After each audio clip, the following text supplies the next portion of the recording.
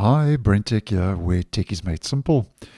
So, as you can see, and if you are using YouTube Music, just to let you know that the latest quarterly music recap for YouTube Music has just become available, which is the March to May recap 2025. Now, I like to post on these because I personally find these recaps quite useful and quite handy, just going back and listening to your top songs for the year or for a certain quarter of that year, and just like to share it with you in case you are using YouTube Music.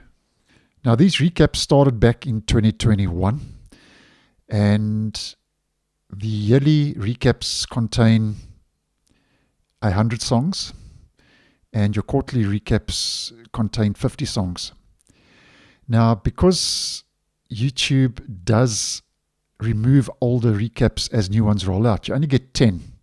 So if we go back, as mentioned, started back in 2021, and you can see all the 2021 and 2022 recaps have already been removed.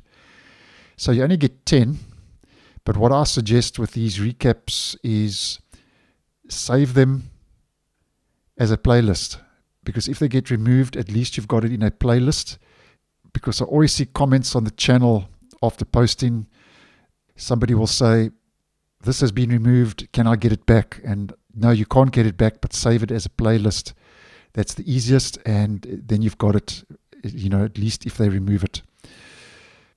So go check it out. I always found this interesting, and interesting today to be listening to my top 50 songs for March and May.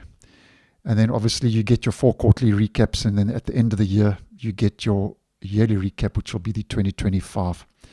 So thanks for watching, and I'll see you in the next one.